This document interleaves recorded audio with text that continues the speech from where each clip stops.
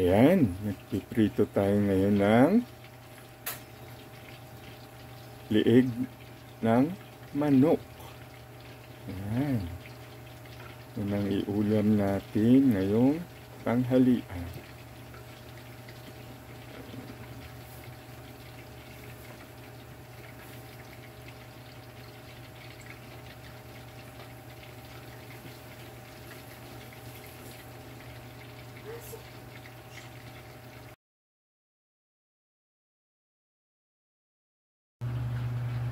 Yan, tinimplahan ko lang yan ng asin, pamintang durog, magic sarap,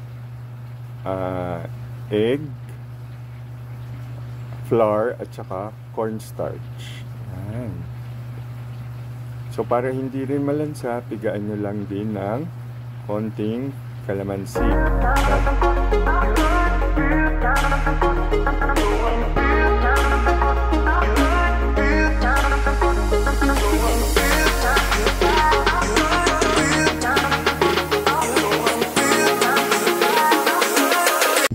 Good afternoon, madlang buddies.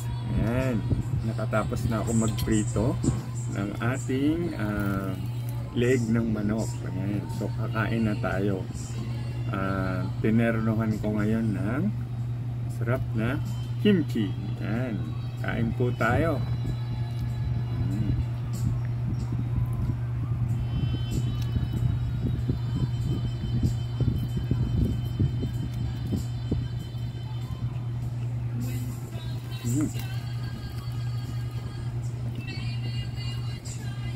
Siyempre parang yun yung appetizer natin, yung kimchi.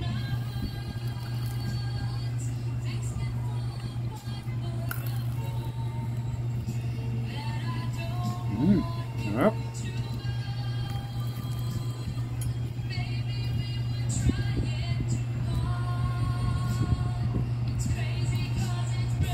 Kain na po tayo. Sa mga hindi pa kumakain dyan, sabayan nyo po ako.